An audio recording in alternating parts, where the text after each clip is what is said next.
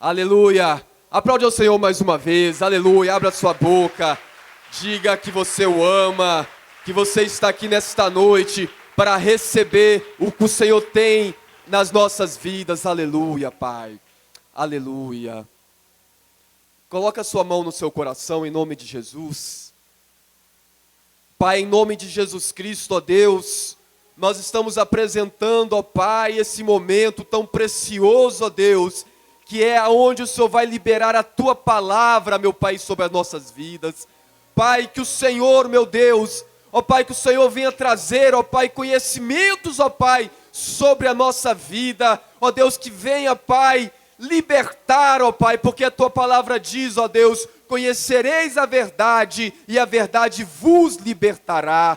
Meu Pai, em nome do Senhor Jesus, nós repreendemos agora, meu Pai, todos os demônios que ficam neste momento agindo, tentando impedir, ó Pai, a Tua palavra de entrar em nosso coração e gerar frutos de arrependimento, frutos de mudanças, ó Deus. Em nome do Senhor Jesus, Espírito Santo, que o Senhor tenha liberdade, Senhor, para agir em nossa vida, em nome de Jesus. Aleluia, aleluia, amém. Pode assentar no seu lugar em nome de Jesus Cristo. Aleluias. Nós estamos durante esse mês falando sobre a prosperidade, amém? Amém, irmãos? Prosperidade. Quem aqui quer receber a prosperidade sobre a sua casa, sobre o seu lar e sobre a sua família? Amém? Esse ministério é um ministério muito próspero, amém? Essa igreja é uma igreja próspera. E é uma igreja que está sempre ministrando sobre esse tema, sobre a prosperidade. Nós estamos sempre ensinando como a igreja adquirir essa prosperidade. E alguns irmãos, algumas pessoas em algumas situações, muitas vezes questionam a Deus, por que que eu não estou sendo próspero? Por que que eu não estou recebendo essa prosperidade sobre a minha vida? E nós vamos estar ministrando nesta noite sobre a prosperidade da família, amém? Prosperidade familiar, a importância da prosperidade dentro da minha casa e dentro do meu lar.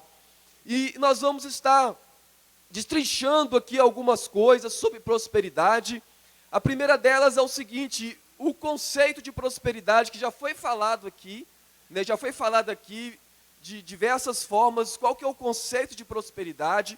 Eu vou estar apenas lembrando os irmãos sobre esse conceito de prosperidade, que traz a prosperidade. Nós, quando ouvimos falar, vai falar sobre prosperidade, a pessoa já pensa assim, vai falar sobre finanças, vai falar sobre dinheiro, vai falar sobre riqueza. E na verdade a riqueza é uma consequência de uma vida próspera, amém?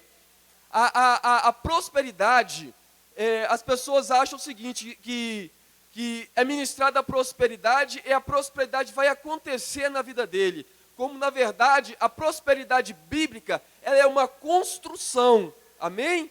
A prosperidade que Deus libera sobre a nossa vida, ela é um processo que vai culminar em um estado de prosperidade. A prosperidade é um estado de ser, eu sou próspero, amém? E essa prosperidade vai gerar em mim alguns recursos que pode ser financeiro, emocional e espiritual, amém? Então a prosperidade, dentro da palavra de Deus, ela está ligada à sabedoria, ela está ligada à capacidade, à capacitação de fazer, à capacitação de realizar algo, está ligado ao discernimento, está ligada à inteligência, está ligado também ao sucesso, está ligado também às finanças e à riqueza. Como eu falei, a riqueza é uma consequência de uma vida próspera, é uma consequência de uma ação de próspero.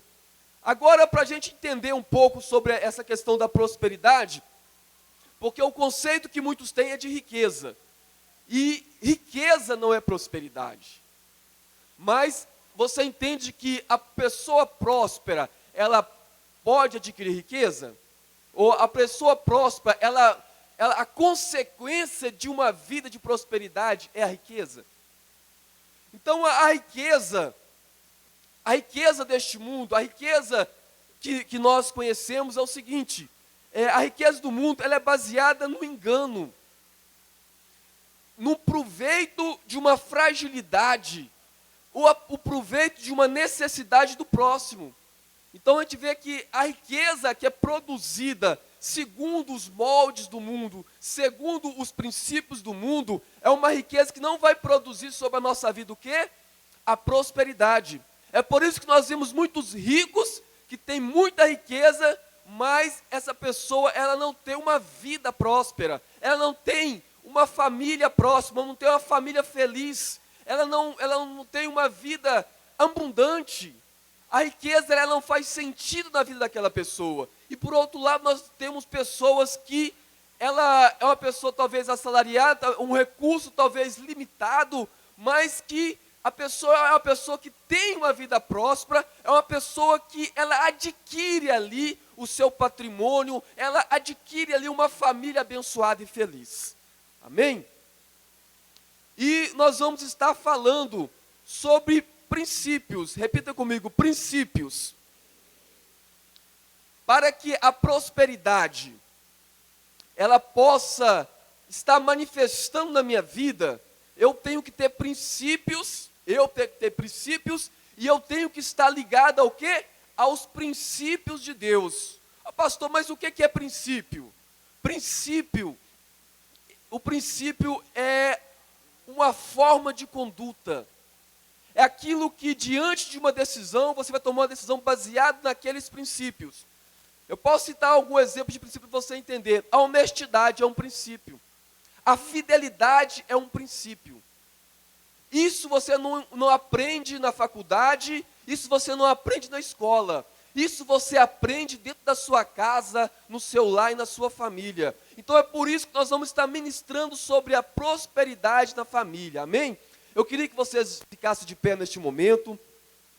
Abra sua Bíblia no Salmo 128.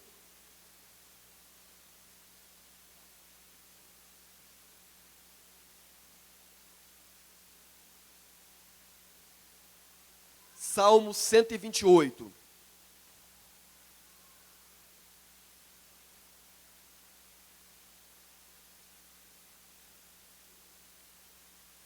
Amém? O Salmo fica aí no meio da Bíblia, muito fácil de achar.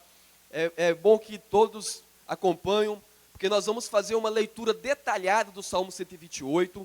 Nós vamos esmiuçar o Salmo 128, que é conhecido como o Salmo da família, e é conhecido também como o Salmo da prosperidade dentro da família. Nós vamos estar lendo o Salmo 128 e um pedaço do Salmo 127. Assim diz a palavra de Deus: bem-aventurado aquele que teme ao Senhor e anda nos seus caminhos. Comerás do trabalho das tuas mãos, feliz será e tudo te irá bem. Na versão original, esse tudo te irá bem diz o seguinte: e será próspero no seu caminho. A tua mulher será como uma videira frutífera dentro da sua casa. Amém? Olha para mim aqui. Mulheres que estão aqui. Vocês são uma videira frutífera dentro da sua casa. Amém? O que é ser uma videira frutífera? A videira é aonde é a árvore que produz a uva, né? E a uva, ela é símbolo de alegria. E também é simbolizado como vida. Então, o salmista está querendo dizer aqui que a mulher, ela é fonte geradora de vida dentro da sua casa. A mulher, ela é fonte geradora de alegria dentro da sua casa. A mulher, ela tem essa unção. Então, o homem que é próspero, o homem que é temente ao Senhor, a sua esposa, ela será como uma videira frutífera. Talvez você teve um dia difícil, dificuldade, mas você chega dentro de casa e a sua esposa está ali, irradiando alegria dentro daquele lar, dentro daquela casa, para o esposo e para os seus filhos. Amém? Toma posse, irmãs, vocês que estão aqui. em nome de Jesus, e passa a trazer alegria e vida para dentro da sua casa.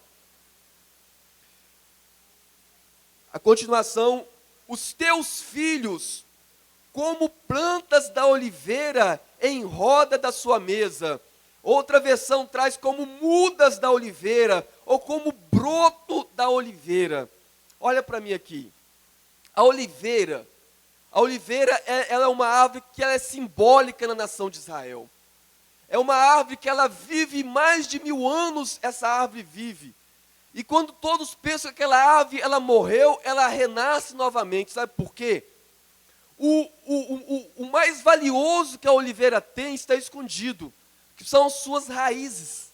As suas raízes elas são tão profundas, mas tão profundas, que ela consegue buscar o alimento bem distante, ela consegue buscar água numa fonte bem distante. Então a oliveira às vezes plantada num penhasco, num monte, e quando há uma grande seca, as árvores que estão lá mais próximo do rio, elas começam a morrer, mas a oliveira não, porque a oliveira ela vai buscar longe ali o seu alimento.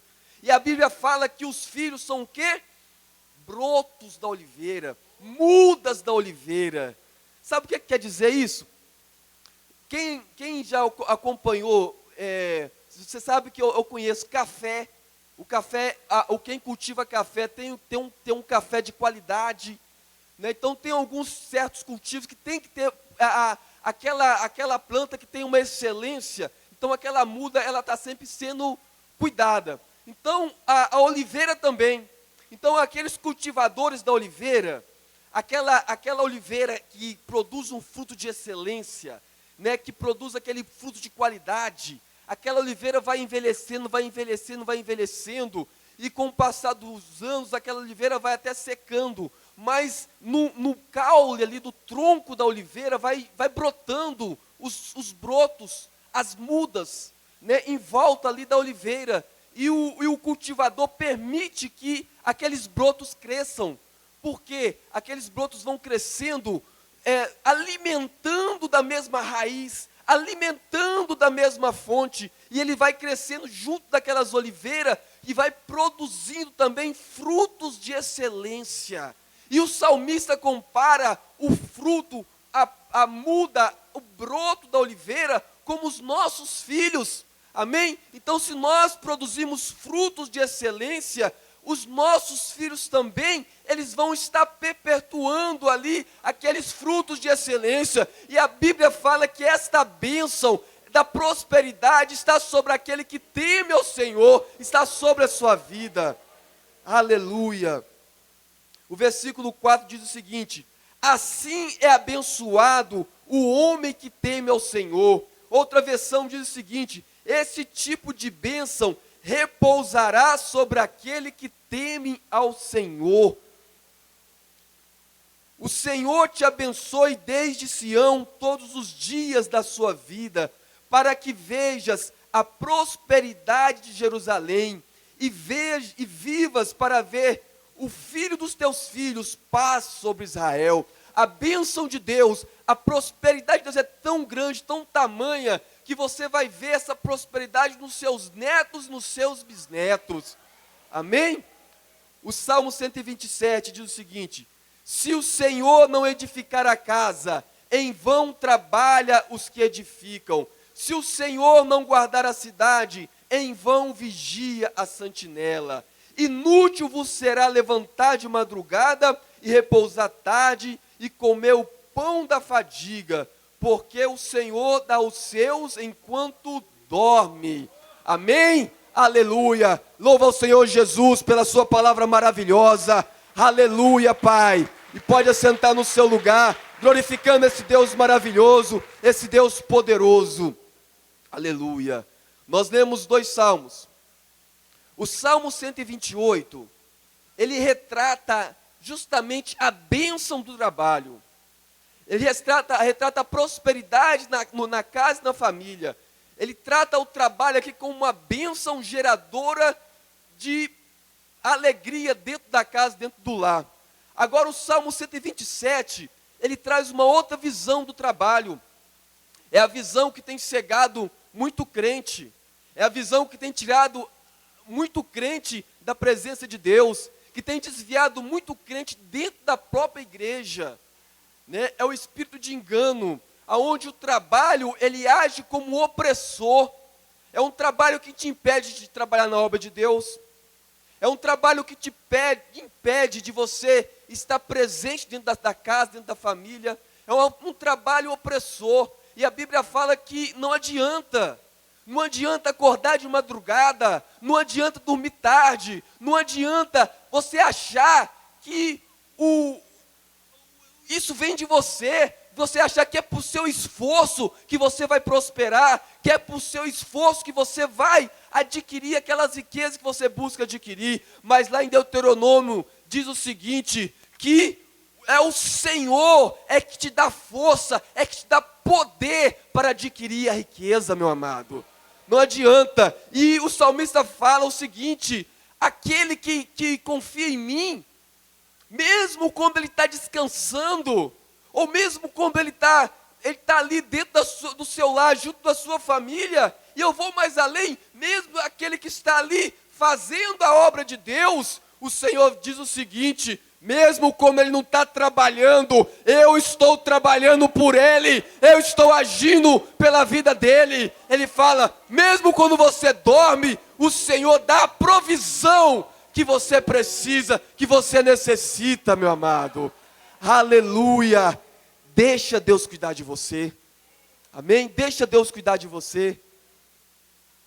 E nós vamos estar para a prosperidade, para ela entrar na sua casa, entrar na sua vida, você tem que entender os princípios de Deus. Porque muitos às vezes questionam Deus, Deus, por que eu não estou prosperando? Por que eu não prospero na minha empresa, no meu trabalho? Por que o meu comércio não está prosperando? Por que a minha empresa não está prosperando? Eu sou dizimista, eu sou ofertante. Eu estou debaixo da bênção de Deus. Mas por que eu não estou prosperando? Nós precisamos ter um entendimento seguinte, que a promessa de Deus, Deus libera a promessa, Deus libera a bênção, mas Deus, ele tem princípios. Então, se eu estou buscando uma bênção da prosperidade, se eu vou ferir ali os princípios de Deus, eu estou anulando a promessa que Deus tem sobre a minha vida. Então eu preciso estar o quê? Buscar de Deus essa prosperidade que é a sabedoria, que é o conhecimento, que é a prudência de Deus. Para quê? Para que eu possa ter uma vida próspera, próspera em todos os sentidos da sua vida. Amém? Então, nós precisamos entender qual que é os princípios de Deus. Nós pegamos a nação de Israel, nós vemos que é um povo próspero, amém? É um povo aonde que eles caíram em diversas ciladas do inimigo, mas eles nutrem princípios que caminham por eles de geração em geração. A prosperidade, ela é uma bênção universal. Então, quando eu estou obedecendo os princípios de Deus, eu estou atraindo a prosperidade de Deus sobre a minha vida. Amém? Então, quando o princípio do semear, o princípio do semear, de ofertar, de dizimar. Então, um dos princípios é esse, o semear. Então, se eu sou dizimista, se eu sou ofertante fiel, eu estou atraindo a bênção de Deus para a minha vida. Mas esse não é o único princípio. Existem outros princípios que eu tenho que permitir que Deus venha me abençoar, para que a prosperidade venha a ser completa na minha vida. Eu faço uma pergunta. O inimigo, ele tem o poder de agir na sua vida? Você que é crente, salvo em Jesus Cristo, você que é dizimista, ofertante, você que está debaixo do sangue de Jesus Cristo, ele tem esse poder para agir? Ele não tem o poder para agir, mas ele pode agir? Ele pode agir. Entendeu? Ele pode agir. Na parte da manhã, a pastora Elza chegou a falar sobre esse assunto, que às vezes a pessoa, ela dá as mãos ao inimigo e permite o inimigo agir na vida dela. Para nós entendermos mais ou menos como isso acontece, né, eu queria que você entendesse, né, Jesus quando foi batizado com o Espírito Santo de Deus, e a Bíblia fala que o Espírito Santo, ele conduziu Jesus para o deserto. E ali no deserto ele ficou 40 dias e 40 noites, orando e jejuando, se consagrando a Deus. E a Bíblia fala que durante os 40 dias, Jesus ele foi tentado pelo inimigo. Agora eu te pergunto, Jesus, o Filho de Deus, Jesus cheio do Espírito Santo, se ele foi tentado, se o inimigo, ele não obedeceu, ele não teve barreiras que impedissem aquele inimigo de estar ali tentando o Senhor Jesus, será que ele não vai ter essa mesma liberdade para tentar nós, que somos crentes em Jesus Cristo? Você sabe qual que é a maior mentira de Satanás? Lá no mundo, a maior mentira é o seguinte: o diabo não existe. Então, se o diabo não existe, eu não preciso preocupar com ele. Ele tem liberdade para agir. Aí, quando o crente ele se converte, o diabo usa outra mentira. Sabe qual que é outra mentira? O diabo não pode agir na minha vida. Então, se o diabo não pode agir na minha vida, eu posso fazer o que eu bem entender. Eu posso enganar, eu posso fazer diversas coisas que o inimigo não vai ter poder para agir na minha vida. Então, quando isso acontece, o inimigo ele tem liberdade para agir. Então, se ele age de forma invisível, se ele não pode agir, quando a pessoa percebe que o inimigo está agindo, já foi feita ali uma grande cilada, uma grande ciranda, e já foi feita uma grande destruição na vida do crente. Então, quando Jesus, ele estava ali, no final ali, dos seus 40 dias, o inimigo, ele percebeu que Jesus estava com fome, que Jesus estava cansado, e diante daquela necessidade, o inimigo começou a agir, procurando impedir que a promessa de Deus se cumprisse na vida de Jesus. Sabe o que ele fez? Ele chegou para Jesus e falou: Jesus, a palavra de Deus diz o seguinte, que se o Senhor está com fome, se você está com fome, manda essas pedras transformarem em pão, e você vai matar a sua fome. E Jesus falou: não tentarás o Senhor teu Deus. Você sabe o que é isso? Porque Jesus conhecia os princípios de Deus. Jesus conhecia como Deus agia. Aí o inimigo, ele chegou para Jesus e falou: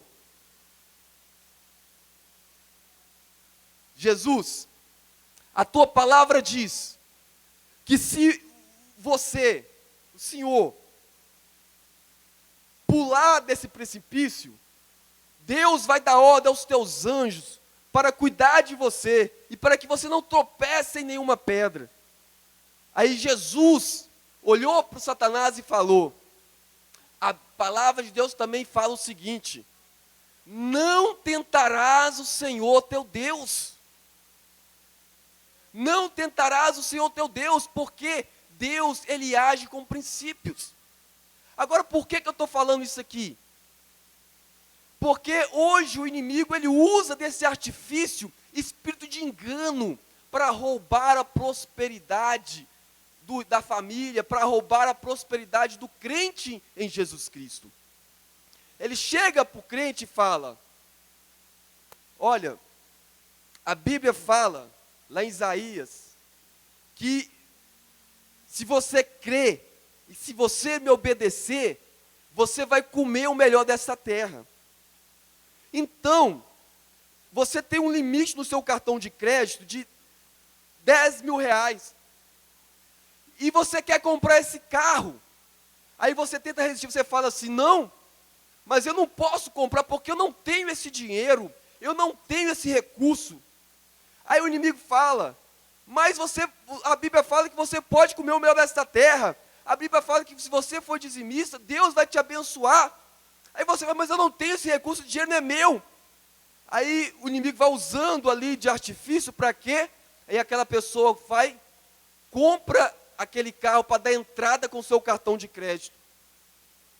O que ele está fazendo? O inimigo está falando assim, pula lá embaixo, porque Deus vai dar ordem aos teus anjos para te proteger, para te guardar. E o inimigo chega com esse mesmo argumento para o crente, o que ele faz? Ele pula. E quando ele pula, o que acontece com ele? Posso subir? Posso? Quando ele pula, o que acontece com ele? O que acontece com ele? Deus envia anjo para proteger ele? Deus envia o anjo para guardar ele? Por quê? Porque ele tem a promessa, ele tem a bênção, mas ele não obedeceu os princípios de Deus. Amém? Ele não obedeceu os princípios de Deus. Então, a palavra de Deus, ela não é solta, ela está ligada. Existem princípios para que a bênção de Deus, ela venha te alcançar. E nós podemos falar aqui de vários princípios, de Deus, mas nós vamos falar somente desse primeiro princípio, que é a dívida. Amém? Repita comigo, dívida. Amém? Você sabia que o dinheiro do banco, ele não é seu? Você sabia que o dinheiro do cartão de crédito, esse dinheiro não é seu? Agora eu vou mais fundo. Você sabia que esse dinheiro pertence ao sistema financeiro? E você sabia que quem ele é o príncipe deste mundo, quem rege esse sistema financeiro é o inimigo? Nós acabamos de ler no Salmo 128, o quê? Nós acabamos de ler no Salmo 128, o quê? Que do trabalho das tuas mãos comerás, ou quê? Aquilo que vai gerar a prosperidade na sua vida, ela vai vir fruto do seu trabalho.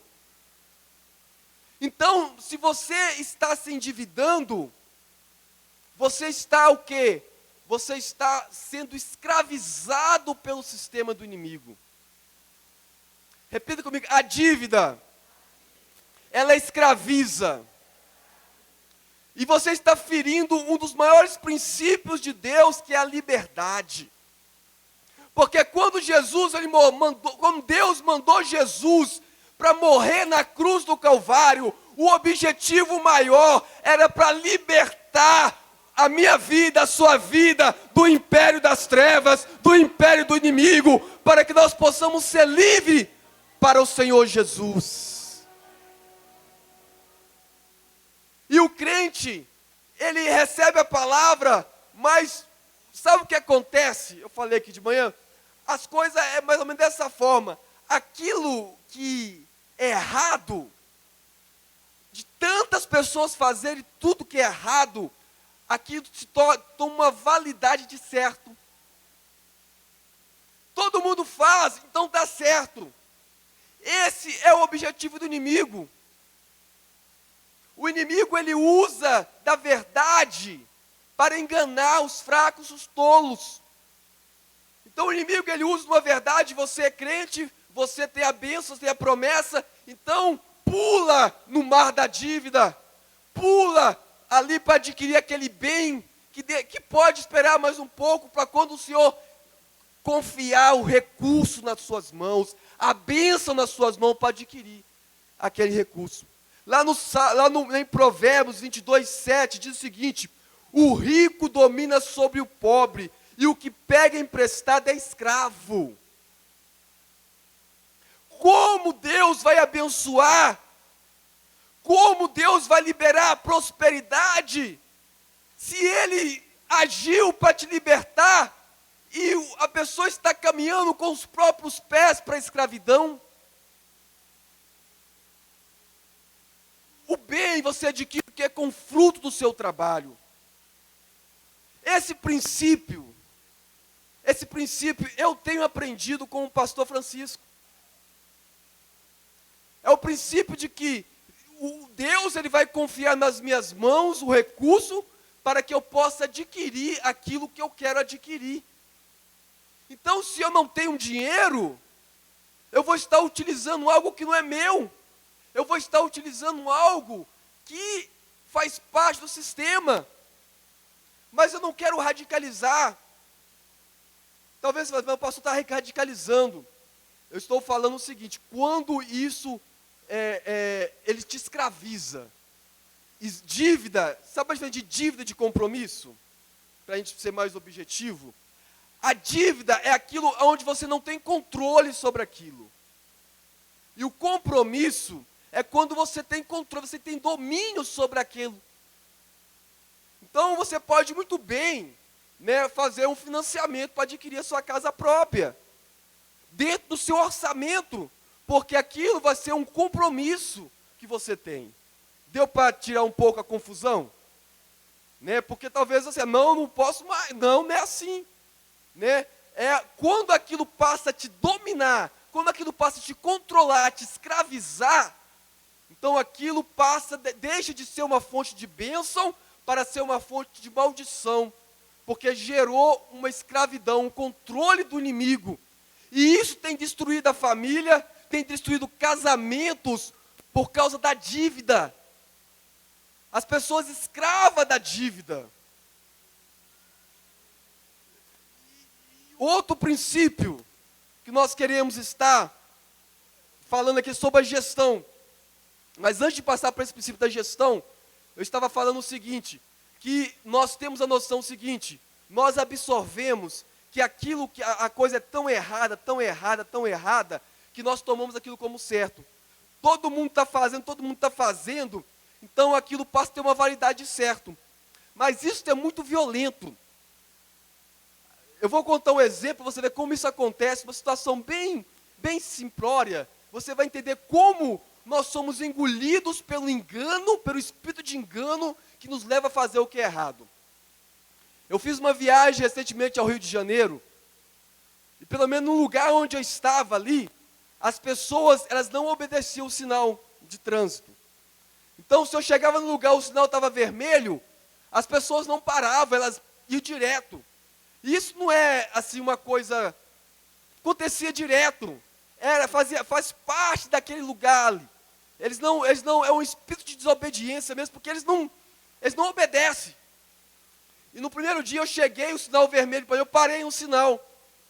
E as pessoas estão buzinando, eu olhei, o sinal está vermelho, será que eu estou daltônico? Não, o sinal está vermelho. E as pessoas ali buzinando. No segundo dia, eu passando no sinal vermelho, o outro que estava no sinal verde parou para me passar, dando passagem. Eu pergunto, eu passei? Passei não. Eu fiquei no sinal vermelho, porque o sinal estava falando para me parar. Mas na minha mente está assim, mas está todo mundo fazendo. E a Shirley fala assim, só você que está parado nesse sinal vermelho, todo mundo está passando. Pelo amor de Deus. É só nós que está aqui. Eu falei, amor, nós alugamos o carro, então está com a placa do Rio de Janeiro. Aí quando eu fui olhar, a placa era de Belo Horizonte, falei. Aí eu parado no sinal e ela, pelo amor de Deus, passa nesse sinal. Eu falei, eu não vou passar, porque o sinal está vermelho. Por quê? Porque tinha crianças dentro do meu carro. A Laurinha, a Nicole, ela podia ver aquela minha ação de passar no sinal vermelho e achar que diante do sinal vermelho ela pode passar. Olha como isso é profundo. Olha a outra face. Quando eu estava obedecendo o sinal, eu estava protegido por Deus. Porque eu estava dentro da legalidade dos homens e da legalidade do mundo espiritual. Eu sei lá se naquela esquina tinha demônios ali esperando eu passar naquele lugar para agir. Porque se eu passasse no sinal vermelho, pum. Mas o interessante é o seguinte, que todo mundo passando no sinal vermelho, eu era o único errado.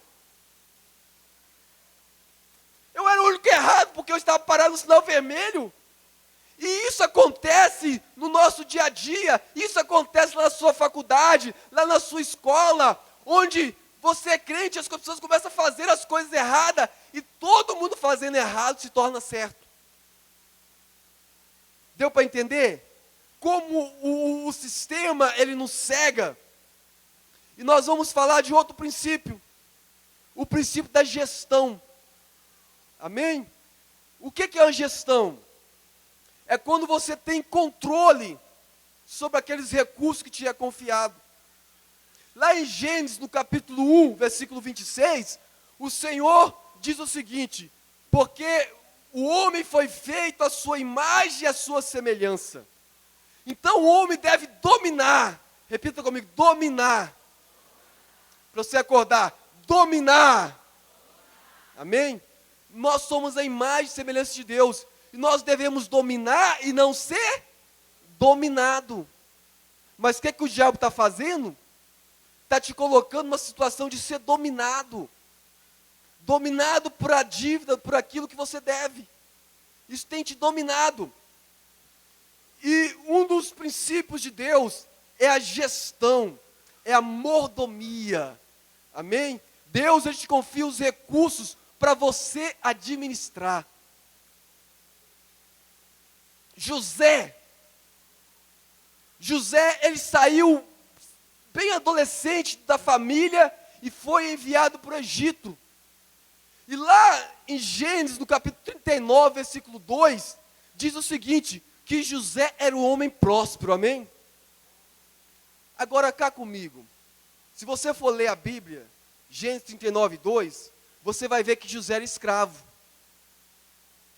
José era escravo de Potifar, mas a Bíblia fala que ele era próspero. Então, a prosperidade que estava sobre a vida de José, ela ultrapassava aquela situação que ele estava vivendo. Então, José, naquele momento, ele não tinha riqueza nenhuma, mas ele era próspero. Porque tudo que ele fazia, ele o quê? Ele dominava. Tudo que ele fazia, ele tinha o quê? Ele tinha o controle sobre a situação. Então, o princípio da gestão, meu amado, é um princípio que vai gerar o quê? A prosperidade na sua vida.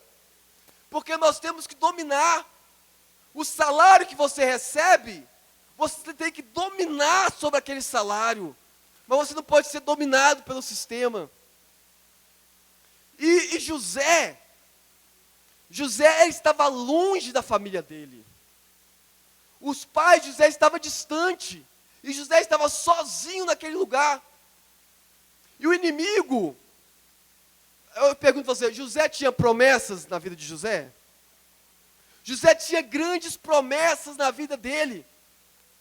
Mas o inimigo, ele queria o quê? Impedir que essas promessas se cumprissem na vida de José. Assim como você tem grandes promessas de Deus na sua vida, promessas de bênção na sua família, promessas de Deus está te destacando aonde você está, promessas de Deus está te fazendo uma pessoa de excelência aonde você for, a promessa de você ser reconhecida como um homem e uma mulher de Deus. E José tinha essas promessas, e o inimigo, ele procurou o quê? Impedir que a promessa chegasse na vida de José. Assim como ele tem tentado na minha vida e na sua vida. Mas José tinha o quê? José era o broto da oliveira. José tinha raízes profundas. Mesmo ele não tão perto do pai, perto da mãe, ele tinha raízes profundas que o protegia de qualquer investida do inimigo. Aleluia, Pai. Gestão é você ter o domínio, você ter o controle sobre os recursos. Nós não podemos ser dominados. Eu contei aqui de manhã e vou contar agora à noite também, porque eu acho que é pertinente, para fazer você pensar um pouco sobre essa questão da gestão. Algumas pessoas mais antigas aqui, ou mais antiga não, mais experiente, ela vai compartilhar do pensamento que eu vou estar compartilhando aqui. Você que veio da roça, você que veio para essa cidade, às vezes com a mão na frente e outra atrás, e muitas pessoas que veio da roça, veio sem nada, chegou aqui e criou os seus filhos, adquiriu um patrimônio, comprou sua casa, criou seus filhos, estudou os seus filhos, muitas vezes com um dinheiro muito controlado, às vezes com um salário mínimo, com um recurso muito escasso. E essa pessoa conseguiu adquirir o patrimônio, adquirir as coisas, porque um dos princípios da gestão de Deus, um dos princípios é o quê? Tem que fazer sobrar. E aquela pessoa ali, aquele homem, aquela mulher que com dificuldade, ele usava os recursos, mas ele guardava um pouco, porque ele tinha que comprar uma casa. Quem tem essa experiência aí na família do seu pai, da sua mãe, né? Então, isso é uma coisa assim muito, é algo que atrai a bênção de Deus. Quando você recebe o recurso e você consegue fazer aquele recurso multiplicar, você atrai a bênção de Deus sobre a sua vida. Você atrai a prosperidade de Deus. E essa pessoa fala, como é que eu consegui comprar aquela casa? Porque você atraiu a bênção e a prosperidade de Deus na sua vida. Amém? Então esse é o princípio da gestão. Lá em Mateus 25:14, é conhecido aqui de todos da parábola dos talentos, onde o Senhor confiou 5 talentos na mão de um, confiou 3 na mão de outro, e confiou apenas um. Aquele que fez sobrar, aquele que multiplicou, ele recebeu mais. Agora, aquele que enterrou, aquele que gastou, aquele que comeu tudo que recebeu, o pouco que tinha foi tirado. Isso faz parte do princípio de Deus.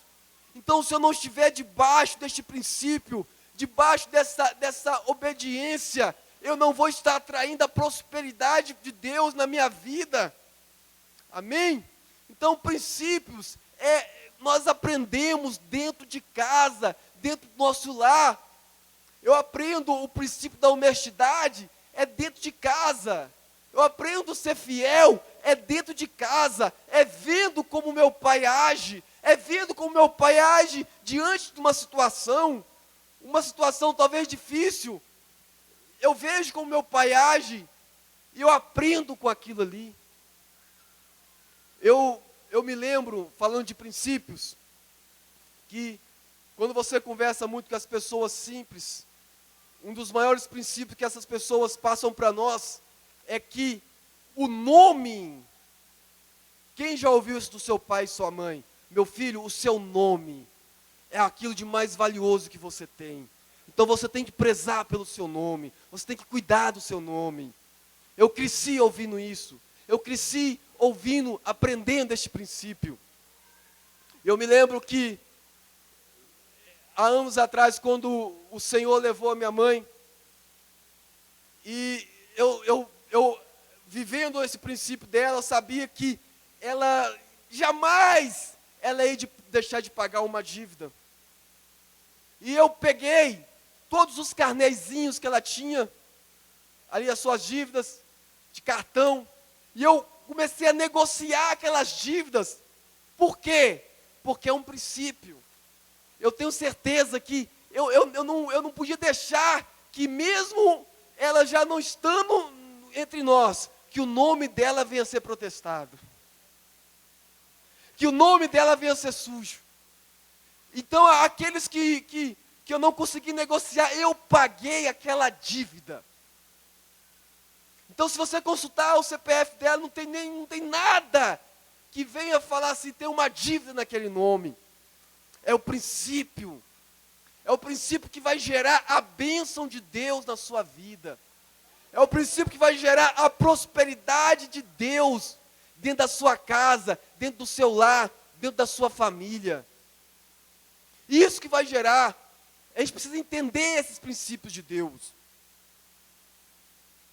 Lá em Deuteronômio, capítulo 8, versículo 18, eu já citei esse versículo, aonde o Senhor diz que o Senhor é que te dá poder para adquirir riqueza. O Senhor, Ele vai te dar o quê? Capacidade para adquirir riqueza. O Senhor vai te dar o quê? Inteligência para adquirir riqueza. O Senhor vai te dar o quê? Prudência para adquirir riqueza. Então isso vai gerar o quê? A prosperidade na sua vida. Então se você não está vivendo a prosperidade de Deus na sua vida, peça a Deus para te ensinar se você está de acordo com os princípios de Deus. Porque a prosperidade é o seguinte: eu estou em um ponto, o ponto A, e eu passo desse ponto para o outro ponto, que é o ponto B. Então, o ponto anterior é um ponto inferior. Então, eu tenho que estar crescendo o tempo todo.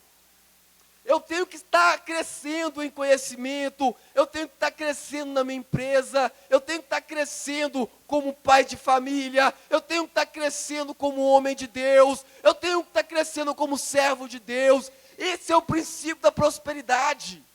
Tem que estar gerando isso dentro de nós, né? Porque quando o Senhor falou, qual que é a bênção que Deus proferiu sobre o homem? Que o homem deve dominar e que o homem deve o quê? Crescer e multiplicar. É o princípio de Deus na nossa vida. Abra no Salmo 61, versículo 9. Isaías 61, versículo 9. Para nós estarmos caminhando, para estar finalizando.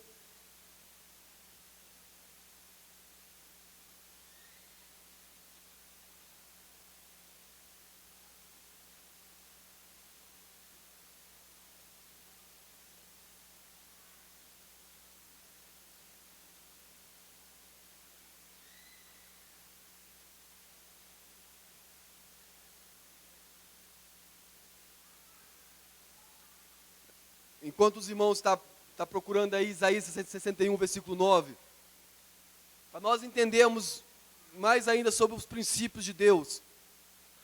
O princípio é tão forte que ele vai gerar a bênção de Deus na nossa vida. Eu tinha 2 funcionários. Ele tinha princípios muito fortes. O outro nem tanto. Um dia, um cliente chegou perto de mim e começou a reclamar de um funcionário. Porque ele fez isso. E eu já, na minha mente, deve ser fulano, porque ciclano não ia fazer isso. Aí, ele chegou e falou: quem que é o funcionário que fez isso? Eu falei: é aquele lá, daquele caixa. Eu falei: aquele lá não. Você pode falar de qualquer um aqui, menos aquele funcionário. Porque eu comecei a protegê-lo, porque eu sei o quê? Como era a conduta dele, como ele agia, e jamais ele ia fazer o que estava sendo falado sobre ele. E muitas vezes acontece no mundo espiritual, quando você está debaixo da bênção, debaixo da promessa, e dentro dos princípios de Deus, às vezes o inimigo chega ali te acusando de alguma coisa, para roubar a sua bênção, para roubar a sua promessa, e o próprio Deus, ele chega na frente e fala: eita, esse aí não, pode ser outro, mas esse aí não, porque ele está coberto pela promessa de Deus. Aleluia. Amado, Deus, Ele é o primeiro a te proteger. Deus, Ele é o primeiro a buscar, a comprar ali a sua guerra, a sua luta, para que você venha crescer e prosperar e ser abençoado por Ele mesmo. Isaías 61, versículo 9 diz o seguinte: a sua posteridade será conhecida entre as nações, e os seus descendentes no meio dos povos. Todos quantos virem, o conhecerão como descendência bendita do Senhor Jesus Cristo. Aleluia, Pai. Aleluia. Esta é a bênção que Deus tem sobre a minha vida, que Deus tem sobre a sua vida. Essa é a prosperidade que Deus tem sobre nós, que vai acompanhar a nossa geração, que vai ser como brotos da oliveira, onde os seus filhos, os seus netos vão receber aquilo que você está plantando, e vai colher aquilo que você está plantando, e vai ampliar aquilo que você plantou, porque a bênção de Deus, o princípio de Deus é o seguinte, que sempre tem que crescer, que sempre tem que multiplicar, porque a bênção que está sobre a minha vida vai ser maior sobre a vida dos meus filhos, vai ser maior sobre a vida dos meus netos. Esse é o princípio da prosperidade que está sobre nós, que está sobre essa igreja, que está sobre a sua vida. Aleluia, Pai. Louva o Senhor Jesus com as suas palmas. Aleluia, Senhor.